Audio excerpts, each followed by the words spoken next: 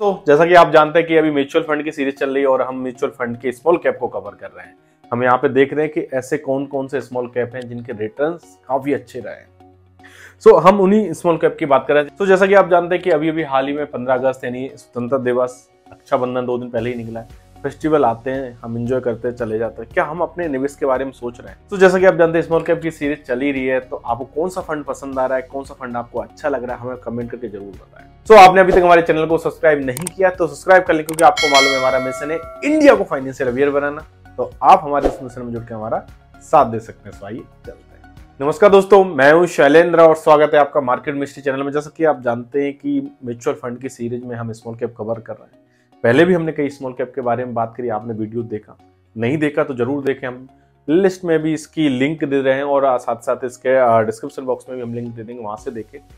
और आज के हम स्मॉल कैप के बारे में जिसके बारे में बात कर रहे हैं उसके बारे में हम बोर्ड पर चल के समझते हैं डिटेल में कि वो फंड कितना पुराना है, क्या रिटर्न्स हैं, क्या हमें इसमें निवेश करना चाहिए।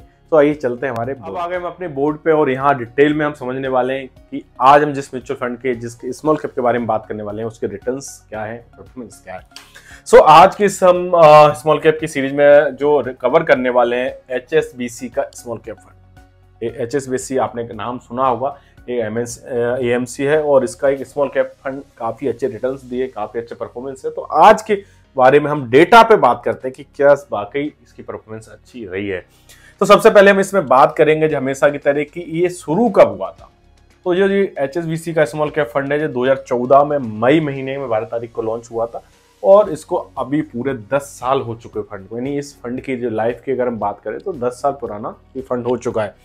AUM के असेट अंडर मैनेजमेंट के 14,787 करोड़ रुपए इन 10 सालों में इस फंड में आ चुका है। यानी आम निवेशक हो चाहे HNI हो, बड़े निवेशक हो, सब ने इसमें पैसा टोटल मिला के जो पैसा भी लगा है इसमें 14,787 करोड़ रुपए लग चुका है इन 10 सालों में। इसकी NAV की अगर हम बात करें, नेट एसेट वैल्यू, तो नेट एसेट वैल्यू कितनी है 86 रुपीज की। जब हमने शुरुआत हर फंड में बात करता हूँ, आज फिर बता रहा हूँ, जब भी कोई फंड लॉन्च होता है उसको हम NFO बोलते हैं। NFO में हमेशा कोई भी फंड हो उसकी कीमत 10 रुपए रखी जाती है।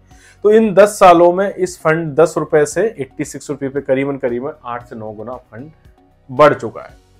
ठीक है, अब हम इसमें बात करते हैं असेट एलोकेशन की, कि अगर हमारा जो पैसा लग रहा है इस फंड में तो वो पैसा जा कहाँ रहा है, किस में जा रहा है। तो असेट एलोकेशन में बात करें तो इक्विटी में 97.6% पैसा जाता है। यानी प्योर इक्विटी में आपका 97.6% जा रहा है, बचा हुआ 2.3% आपका अदर्स में जाता है। लेकिन अगर इक्विटी में अगर प्योर पैसा 97 हमारा जा रहा है, यानी ज्यादातर भाग हमारा इक्विटी में जा रहा है, तो वो कौन सी जगह है जहां हमारा पैसा जा रहा है।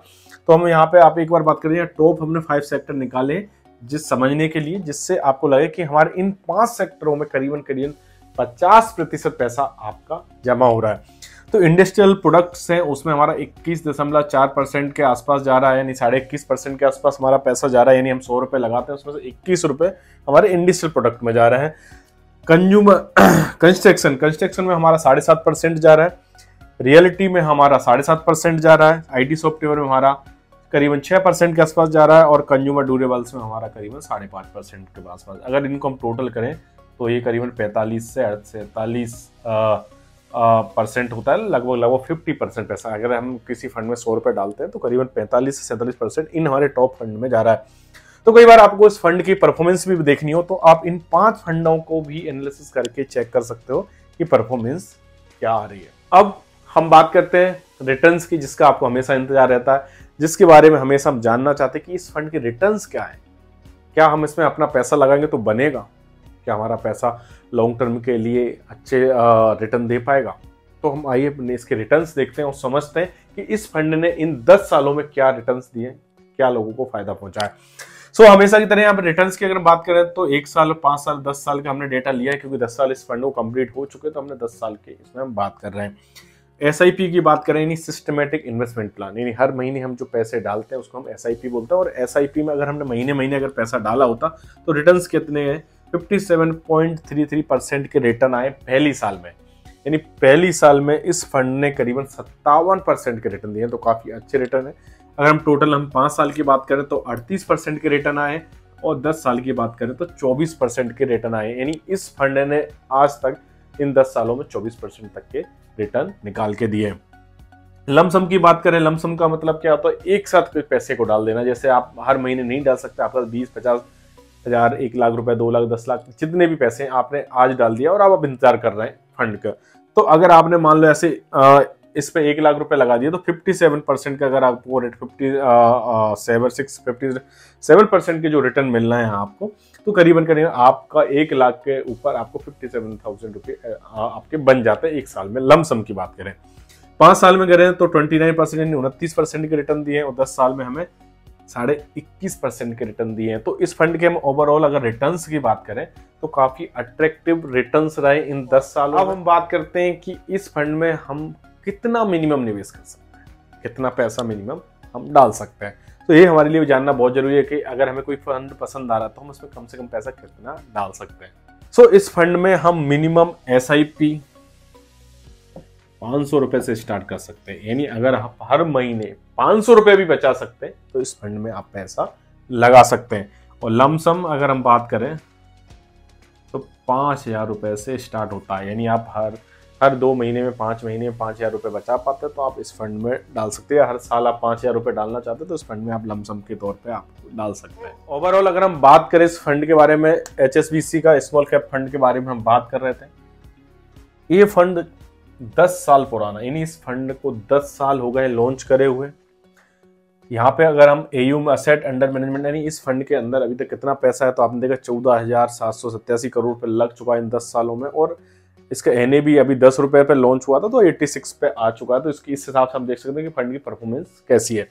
साथ ही साथ टॉप सेक्टर की हमने बात करी जिसमें 45 से लेके 47 तक का पैसा इसमें लगा हुआ है। एसेट एलोकेशन में प्योर इक्विटी है, क्योंकि स्मॉल कैप है, इक्विटी वाला है, तो प्योर इक्विटी 97% लगा हुआ है। रिटर्न्स की हमने यहाँ पे बात करी, SIP में काफी अट्रैक्टिव रिटर्न देखने को मिले पिछले 10 साल में। लमसम में भी हमें काफी अच्छे रिटर्न्स देखने को मिले। साथ ही साथ अगर हम इसमें SIP करना चाहते हैं तो महीने के सिर्फ 500 रुपए, मात्र एक 500 रुपए का नोट निकाल के अपने जेब से अब हर महीने इसमें SIP कर सकते हैं। और लमसम की बात करें तो 5,000 रुपए इसमें लगा सकते हैं। सो उम्मीद करता हूं आज का ये आपको HSBC का स्मॉल कैप फंड पसंद आया होगा, अच्छा लगा हो। और अच्छा लगा तो अपने दोस्तों परिजनों में शेयर करें और उन लोगों को जरूर करें जो इन्वेस्टमेंट करना चाहते हैं SIP में। हम आपको फ्री डीमेट अकाउंट खोलने के लिए, फ्री म्यूचुअल फंड अकाउंट खोलने के लिए लिंक हम डिस्क्रिप्शन में दे रहे हैं, वहां से आप फ्री म्यूचुअल फंड अकाउंट खोल सकते हैं और अपना निवेश आज से ही स्टार्ट कर सकते हैं। बिना देरी करे हुए निवेश स्टार्ट करें। वीडियो पसंद आए तो दूसरे लोगों को पहुंचाएं और उनके जीवन में आप सुधार लाएं निवेश करवा के। इन्वेस्टमेंट और फाइनेंस की जानकारी के लिए हमारे चैनल को सब्सक्राइब करें। मिलते हैं नेक्स्ट वीडियो में, तब तक के लिए नमस्कार।